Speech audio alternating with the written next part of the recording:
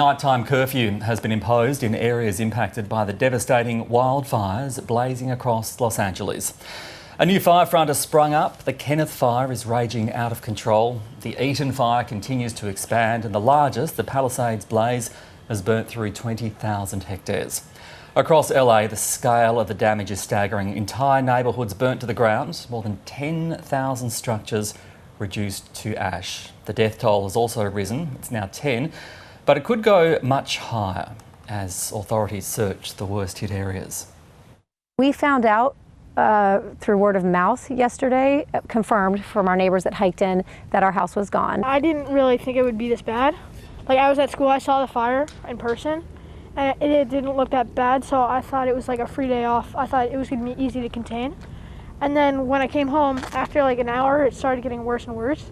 I got scared and nervous, so I feel like it's just weird. It doesn't feel real. Walking in, it was extremely hard. I walked around the side, tried to just get in a little bit more, and just felt I just became sick. I just couldn't even, it's hard. Well, let's bring in our North America Bureau Chief, Jade McMillan, who's in the fire ground in Los Angeles. Devastation there, Jade. Tell us what you're seeing.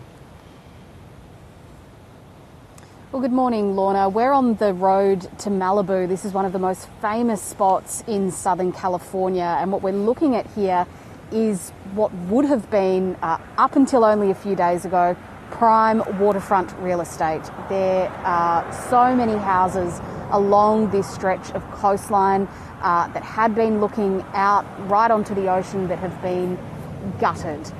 Cars have been burnt out. There is a power line here that has been brought down. The power in this area is off. And if we swing around to look a little bit further down the coastline, you can get at least some sense of the scale of the destruction here. There are so many properties that have been destroyed. You can see how the fire has come right up to the shoreline. This area has been hit by what is known as the Palisades fire between this blaze and another to the northeast of here known as the Eaton fire.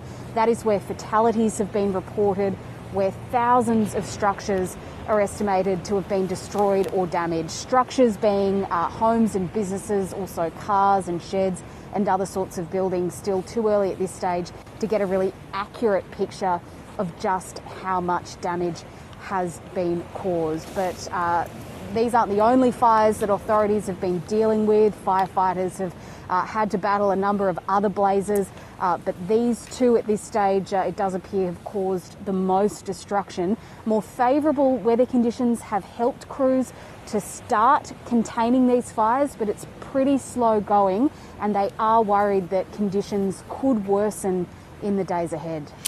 Jade, there are people criticising the authorities over how it's all being handled. What's being said? Yeah, authorities here insist at the moment that they really are focused on this unfolding situation, what is still very much an emergency situation, but a lot of questions are being asked about how these fires have been handled, whether more could have been done to prepare Los Angeles for those catastrophic conditions that fueled these blazes, allowed them to spread so rapidly. Authorities have apologised today for emergency warnings that were sent out by mistake to people outside the fire zones. There are tens of thousands of residents that remain under evacuation orders, but these phone alerts were sent out to people outside of those areas. I got one myself around 4 a.m. this morning. They've conceded that that has caused a lot of confusion and alarm in a city that is already on edge. And the worry now is that people might disable those alert systems. Officials here really urging people not to do that. They are concerned that if conditions change, if the threat assessment changes, then they could be left vulnerable if they're not able to receive those warnings. So a lot of concern here still. As I said, this emergency still hasn't been brought under control. Another worry is looting. Some arrests have been made. The National Guard has been brought in to try to manage this situation. Curfews remain in place, nighttime curfews in some of the worst hit areas, and police are patrolling these regions as well.